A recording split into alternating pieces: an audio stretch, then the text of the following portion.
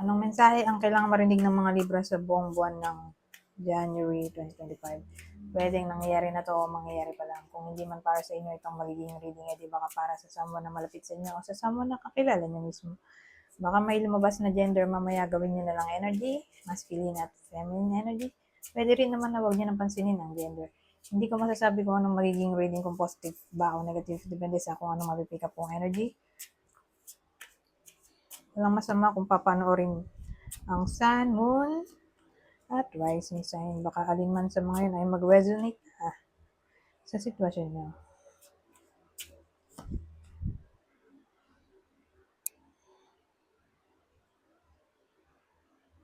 Dalawang to, oh.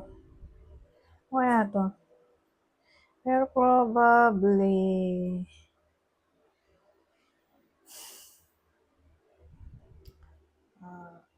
walang iwanan. In times of crisis, kumbaga magiging matatag sila dito at ito try i-work out. Kung ano man yung maging problema ng isa, problema ng dalawa, mag-partner sila dito.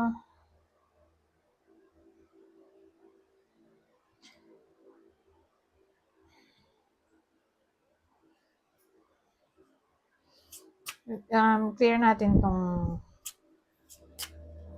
part na to. Kasi hindi ko masabi kung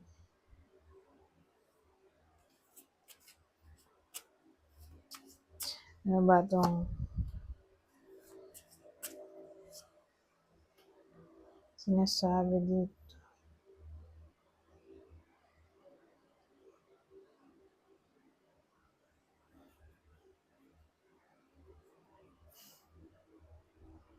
Pero ito, hindi ito magkarelasyon. Magkaibigan sila. Kasi ang dating sa akin, mapapatrouble yung isa. So, dun sa magkaibigan, isa dun ay makaka-experience ng cheating. Nagsimula yung cheating sa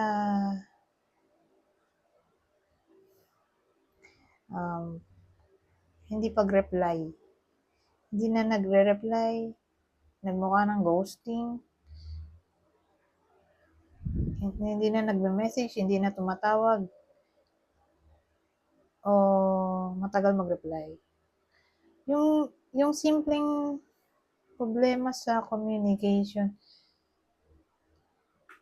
may cheating na palang nangyayari. Pero again, hindi to magka-relasyon, kundi magkaibigan sila.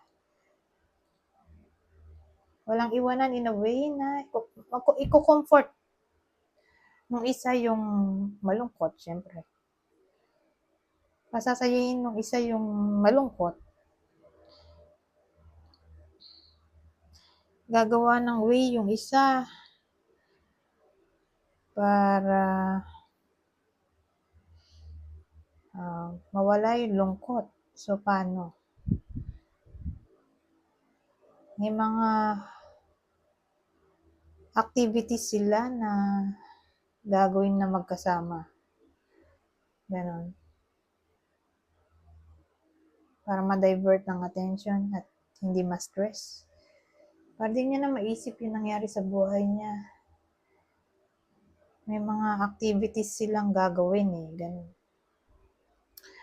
So, yun yung way para matulungan ng friend niya, yung pa-close niya na malungkot. Dahil na binetray yung kaibigan niya ng partner niya. Pupunta tayo dito. Ang masasabi nito.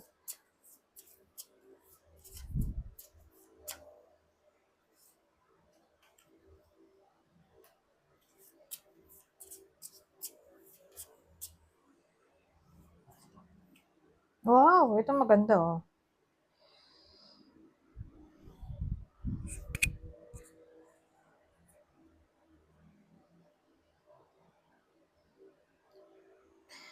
So, paano naging maganda yan? Parang may mga plano yung iba sa inyo na isasagawa nila tapos magiging successful. Ganon. So, ibig sabihin, ini-encourage yung iba sa inyo o lahat kayo na gawin ang nasa isip.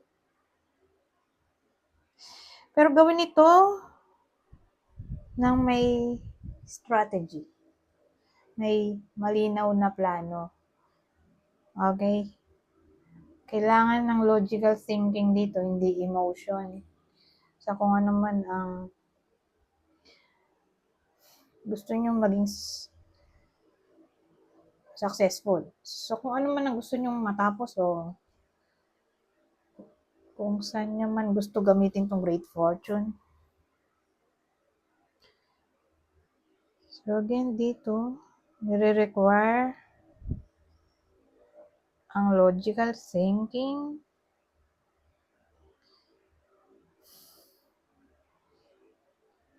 sa pagdesisyon para ma-assure na magkakaroon ng great fortune.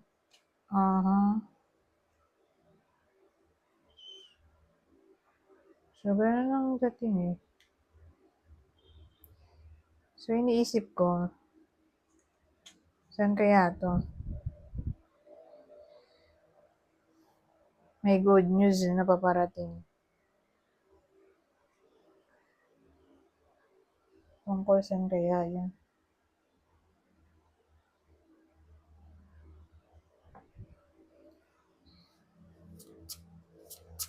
Ano ba itong iniisip ng iba sa inyo na magiging successful? Kasi may positive outcome tayo. Knight of Wands. Kasi ano eh, magiging daredevil kayo dito sa Knight of Wands. Na parang hindi nyo to usually ginagawa pero for some reason magte-take risk kayo. Ganyan yung Wands eh. Risk taker? Ano kaya pang planong aksyon? Magiging matapang. Well, makuha ang 9 of Pentacles. Eh di ano na yan? Financial stability. Makuha tong financial stability. Action. Desire. Makuha itong promotion siguro. Kasi ano na to eh. Fruition. O reward.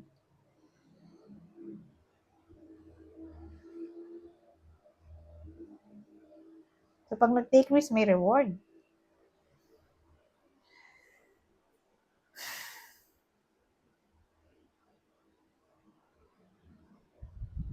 O ito, ibang case to. May tinatarget kasi yung iba sa inyo. Tinatarget nila magkapera kasi may gusto silang bilhin na mamahalin. Yun yung ibang case.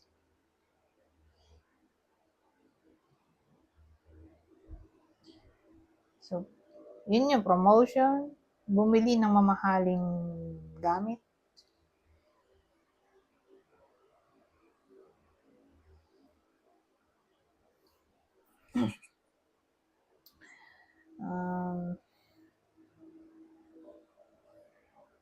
O magkapera siguro, in general, kasi pwede rin ganun. Dahil 9 of Pentacles to.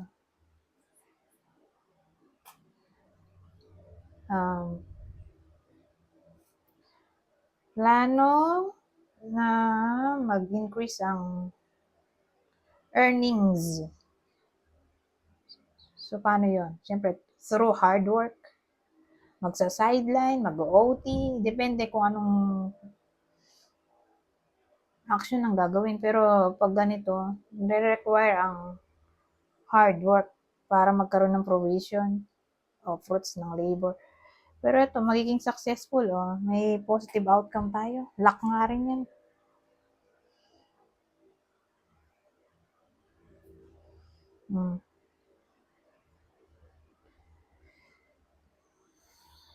Anyways,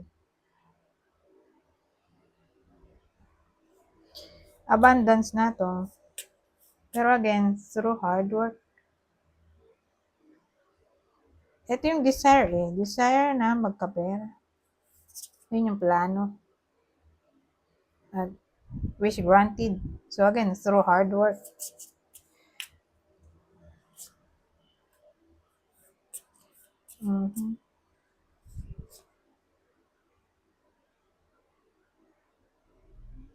Yun. Unexpected treasure.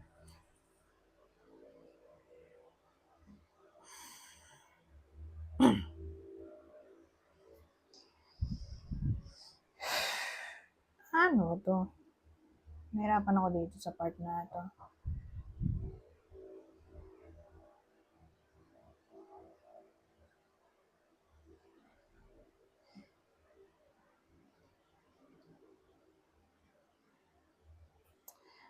May aasikasuhin kasi yung iba sa inyo. Di nila akalain na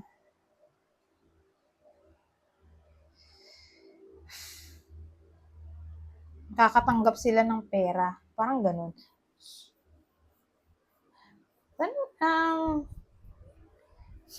Basta ganun. May importanteng aasikasuhin yung iba sa inyo. Tapos, di nila akalain magkakapera sila.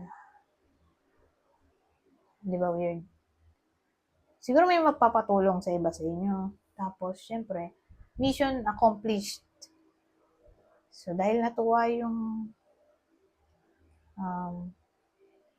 yung kasama nyo, dahil natulungan nyo sila, bibigyan nila kayo ng pera.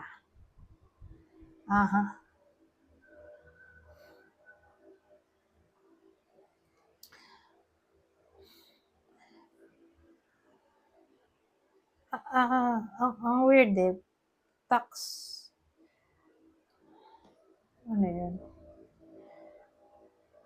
Sa bagay, yung tax return, hindi mo naman masabi kung kailan, depende sa company. O baka ano to, bawa, may nag-file ng sick leave. Dito na nila makukuha yung sa month na to, January. Kung nag-file ng sick leave ng December, di January makukuha na yung pera sa sick leave. Sa pinaroses na sick leave. Parang may refund dito So again, refund mula sa tax o sa sick leave, vacation leave na hindi nagamit. O sick leave na nga lang kung final.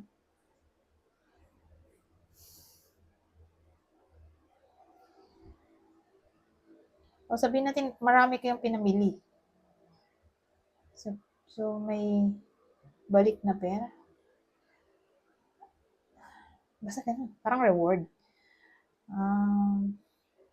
Basta ang importante magkakapera. Yun nga medyo complicated dito sa official matters. So may asikasuhin muna kayo bago magkapera. Parang something important, legal matters, official matters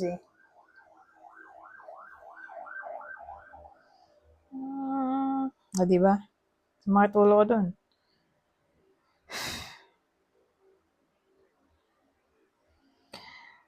Ano pang mabubuo ko dito sa legal matters? Mananalo sa case? Diba? Lalo na sa ibang bansa, pag may nilakad na case, kung natalo, sila yung magbabayad. Parang ganun eh. Mananalo yung iba sa inyo sa legal case na final sa court. Yung iba lang, hindi naman lahat. Mananalo kayo, kaya kayo magkakapera.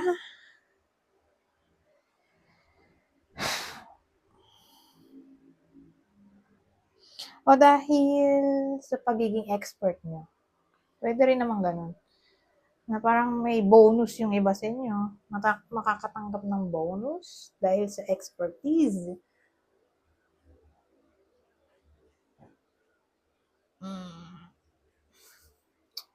Ano maisip eh.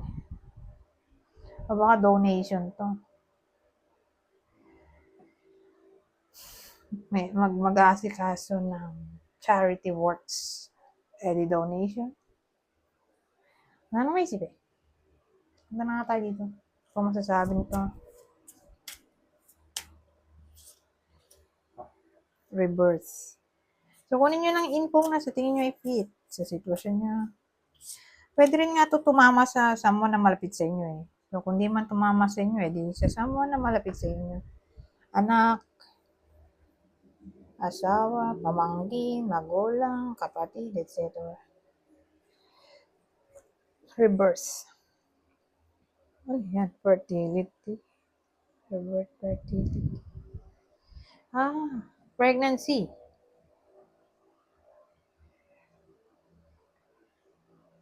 Pregnancy. Lalo na kung karoon ng miscarriage noong December o last year, 2024, karoon ng miscarriage. So, sa January, possible na ang pregnancy. Kung yun ang gusto, di ba? May iba naman na ayaw. So, depende. Kung yun ang gusto mo, pregnancy, edi try. Try nyo na ng January. Kasi mukhang mapalari na dito.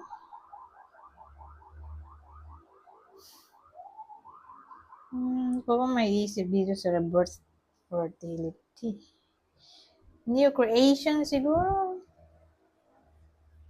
Lalo na kung pumalpak yung creation noong December.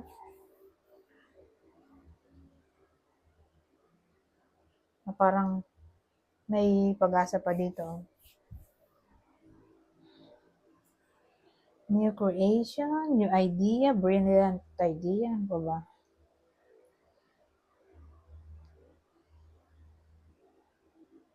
New beginning na lang siguro. Ng opportunity. Ang hirap eh. Anyways, hanggang dito na lang. Goodbye. For now.